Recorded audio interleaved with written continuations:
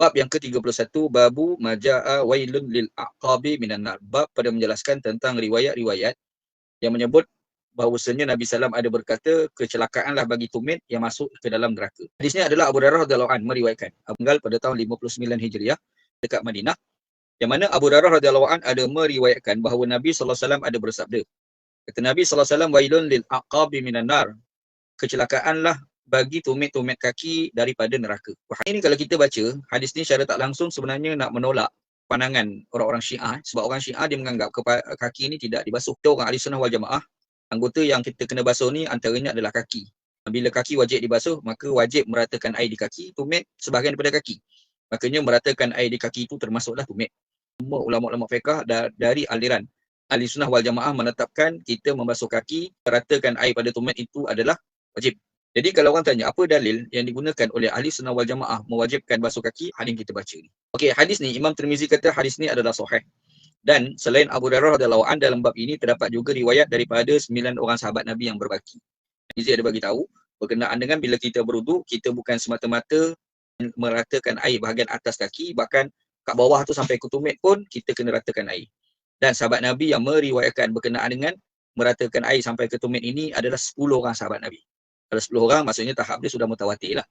Dan siapa 10 orang itu? Yang pertamanya adalah Abu Hurairah radhiyallahu anhu. Yang keduanya adalah Abdullah bin Amru bin Al-As. Yang ketiganya adalah Aisyah radhiyallahu anha. Yang keempatnya adalah Jabir bin Abdullah radhiyallahu anhu. Dan yang kelimanya adalah Abdullah bin Al-Haris. Keenamnya adalah Aiqib. Dan yang ketujuhnya adalah Khalid bin Al-Walid.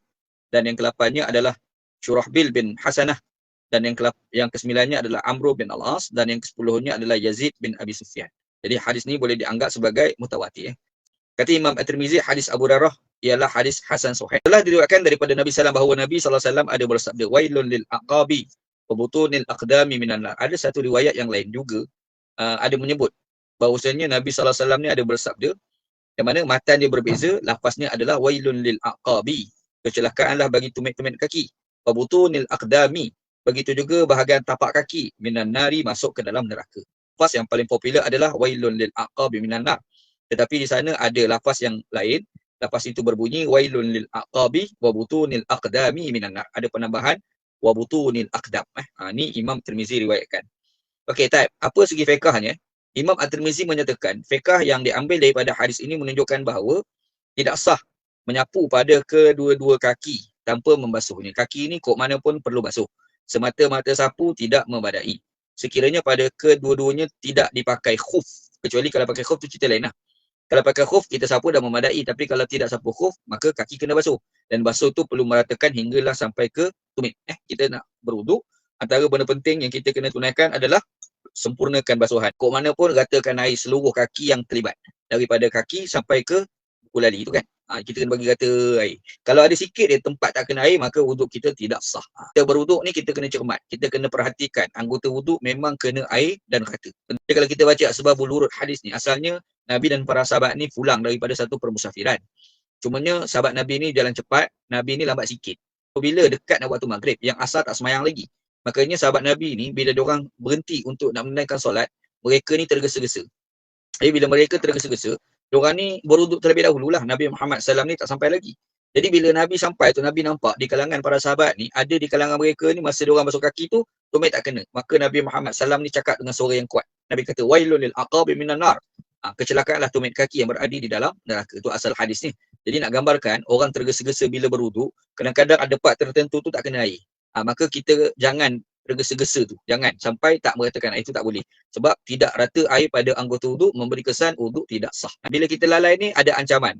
Dan Nabi SAW ni guna perkataan wailun. Wailun. Wailun ni ada dua maksud. Yang pertama maksudnya adalah kecelakaan. Yang kedua, salah satu nama neraka. Dan perkataan wailun menunjukkan ancaman yang amat berat lah. Nabi SAW ni bila sebut wailun lil aqabi minan nar, perkataannya lah wailun, kecelakaan, menandakan ancaman orang yang tidak meratakan air pada anggota wuduk seperti tumit kaki itu, ancamannya amat berat. Kalau kita buat sambil lewa hingga tidak sempurna, itu boleh memberi kesan kita masuk dalam neraka. Wala'idzubillah. Salah satu benda kita kena ingat, sebab Nabi Muhammad SAW ni dia menegur. Jadi kita ni kena ambil satu sikap, kalau tengok ada orang buat silap, kita boleh menegur. Orang lain kalau buat silap, kita ni kena ada sikap nak menegur. Salah orang Melayu ni pula, kadang bila kita tegur dia marah kita balik. Betul. Ada pula di kalangan kita nak menegur dalam pada dia tak apa nak pandai. Ada juga lagu tu kan. Jadi sebenarnya sifat tegur-menegur ni baik kan. Cumanya kita ni jangan angkuh. Kan? Janganlah kita angkuh bagi orang yang ditegur tu hingga tidak mau terima teguran. Tapi orang menegur pun jangan angkuh. Sebab kadang-kadang orang menegur tu dia hanya tahu satu mazhab. Dia tak tahu mazhab yang lain. Dan orang yang ditegur tu mungkin dia menguasai banyak mazhab dan dia maklumkan balik. Kita pula tak payah nak kerek satu pasal dengan hamba Allah tu lah. Kan? Kadang kita ni nak mengambil sikap yang terpuji iaitu menegur. Tetapi ilmu kita tak banyak. Kan? Kita hanya tahu satu mazhab je. Kita tak tahu mazhab-mazhab yang lain. Bahkan orang yang ditegur tu pula kadang ilmu dia lagi banyak daripada orang yang menegur.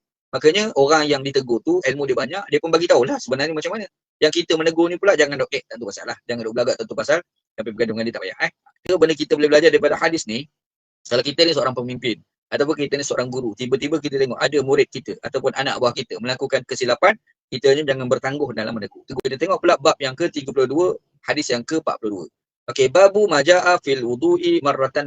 Bab pada menjelaskan tentang riwayat yang menyebut wuduk ini kita basuh sekali. Wuduk ni kita boleh basuh sekali, kita boleh basuh 2 kali, kita boleh basuh 3 kali. Sebelum ni kita jumpa Nabi SAW ni berwuduk dia basuh dengan 3 kali. Anggota muka, tangan, kaki, kepala sekali. Kita dah jumpa dalam hadis-hadis sebelum ni.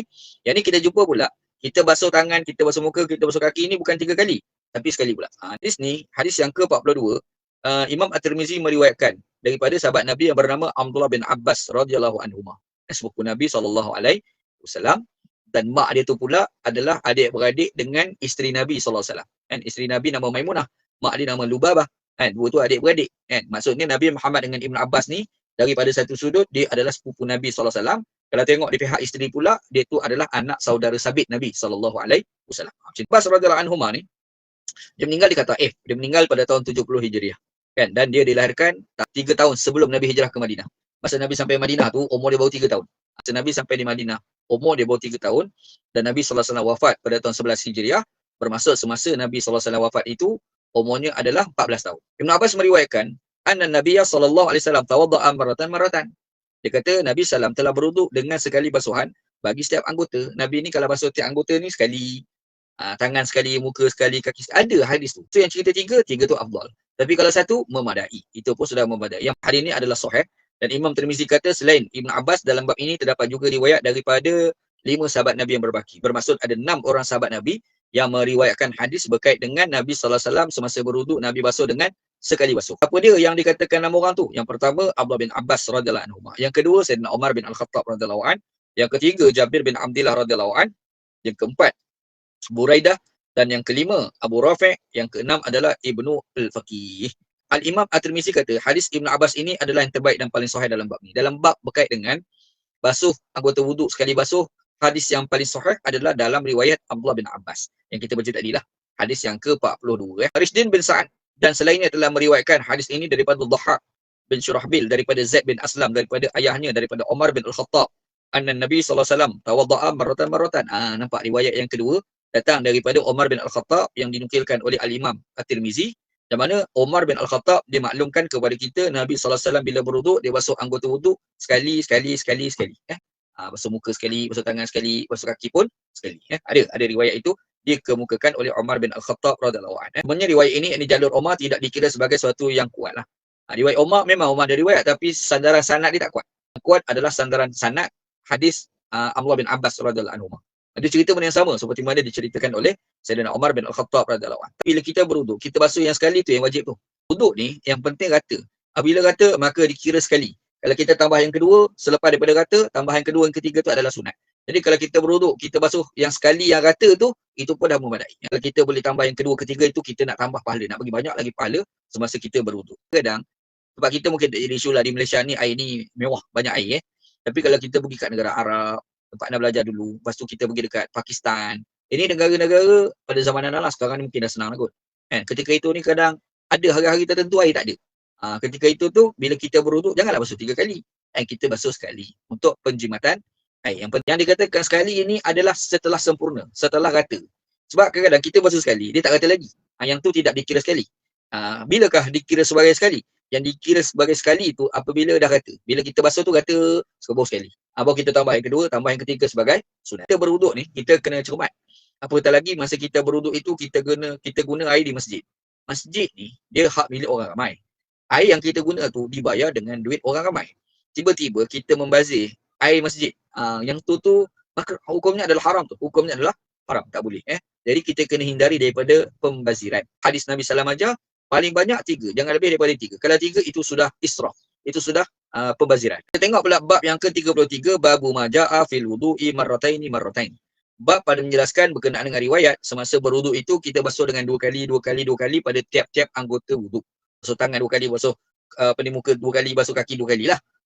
Boleh ke tidak? Pun boleh. Memang ada hadis Nabi SAW. Hadis yang ke-43, Abu Hurairah radhiyallahu anhu meriwayatkan. Abu Hurairah radhiyallahu anhu ni, dia ni masih Islam agak lewat sebenarnya. Kan? Dia masih Islam 4 tahun sebelum Nabi wafat. Kan? 4 tahun. Dia masih Islam, 4 tahun kemudian Nabi pun wafat. Dalam jangka 4 tahun sahaja dia duduk bersama dengan Nabi Muhammad SAW. Dia duduk dengan Nabi SAW ni, 4 tahun tu dia fokus belajar. Dia tinggal semua benda. Kan? Dia fokus follow je Nabi SAW. Dia pergi jumpa sahabat yang lama-lama tu, ditanya je kan apa yang berlaku di awal Islam. Awal Islam dia tak ada, kan? Dia belum masuk Islam lagi masa Nabi Muhammad di Mekah tu. Makanya macam mana dia nak tahu cerita-cerita tentang Nabi SAW semasa Nabi di Mekah. Caranya dia pergi jumpa dengan Abu Bakar, dia pergi jumpa dengan Umar, dia pergi tanya, maka dia orang ni cerita, dia pun dapat maklumat tentang hadis-hadis Nabi SAW semasa awal Islam. Hurairah ni dia fokus belajar. Dalam jangka 4 tahun ni banyaklah hadis yang dihafal daripada Nabi SAW, dan dia banyak juga meriwayatkan sebab lepas Nabi SAW wafat, dia fokus dengan mengajar. Abu Bakar Siddiq, dia sibuk dengan politik. Umar sibuk dengan politik. Banyaklah orang sibuk dengan politik kan, tak sempat dengan mengajar. Tapi orang macam Abu Hurairah fokus dengan mengajar. Sahabat Nabi yang kedua, Abdullah bin Amr bin Al-As pun fokus dengan mengajar. Abdullah bin Omar pun fokus dengan mengajar. Aisyah radhiyallahu anha dia tak fokus dengan mengajar. Tapi orang banyak pergi tanya kepada dia. Orang tanya, ada tak Nabi? Ada tak Nabi? Ada tak Nabi? Dia pun beritahu gini-gini. Maka banyak juga hadis yang Aisyah radhiyallahu anha riwayatkan. Aisyah radhiyallahu anha ni, yang duduk dengan dia ni, anak saudara dia, iaitu anak kepada Asma binti Abi Bakar. Namanya Urwah bin Az-Zubair. Dia ni pula orang kaki mengaji. Dia memang tak sempat dengan Nabi SAW. Dia tak bikin. Tapi bila dia tu membesar, dia duduk dengan mak saudara dia Aisyah. Dia tanyalah Aisyah. Aisyah pun duk cerita. Jadi disebabkan itu, hadis Aisyah ni banyak. Banyaknya hadis Aisyah ni sebab hasil daripada ditanya oleh Urwah bin Az-Zubair. Urwah bin Az-Zubair ni adik kepada Abdullah bin Az-Zubair radhiyallahu anhu. Abdullah bin Zubair tu sahabat. Adik dia Urwah bukan sahabat. Abu Hurairah radhiyallahu anhu ada meriwayatkan. Dia kata, anna Nabi sallallahu alaihi wasallam tawadda'a marratain. Kata dia, sesungguhnya Nabi SAW ni berwuduk, basuh anggota wuduk pada tiap-tiap anggota itu dengan 2 kali basuh. Kata Imam Tirmizi, hadis berkenaan dengan Nabi SAW berwuduk, membasuh anggota wuduk dengan 2 kali basuh, 2 sahabat Nabi riwayat. Yang pertama Abu Hurairah, yang kedua Jabir bin Abdullah radhiyallahu anhu. Hadis ini kata Imam Tirmizi adalah hasan ghaib. Dan kata Imam Tirmizi, kami tidak mengetahuinya melainkan daripada hadis Ibnu Thauban daripada Abdullah bin Fadl. Ia merupakan sanad yang hasan sahih. Yang lain pula yang dikemukakan oleh Imam Tirmizi telah diriwayatkan juga daripada Abu Hurairah anna Nabi sallallahu alaihi wasallam tawadda'a thalathan. Kan? Bukan semata-mata berwuduk dengan sekali basuh. Kita dah baca hadis awal tadi. Bukan semata-mata basuh anggota wuduk dengan 2 kali basuh yang kita tengah baca hadis ni. Rupa-rupanya ada hadis yang Abu Hurairah riwayatkan Nabi sallallahu alaihi wasallam basuh 3 kali. Itu makruf, kita dah tahu. Kita nampak fleksibelnya syariat. Ada flexibility, ada kelonggaran, keluasan dalam syariat. Nabi SAW mempraktikan basuhan sekali.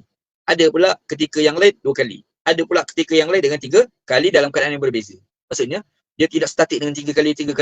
Kadang-kadang sekali, kadang-kadang 2 kali, kadang-kadang 3 kali. Maksudnya nampaklah flexibility tu. Dia punya keluasan, dia punya murunah dia tu. Kan? Basuh 2 kali, itu pun sah.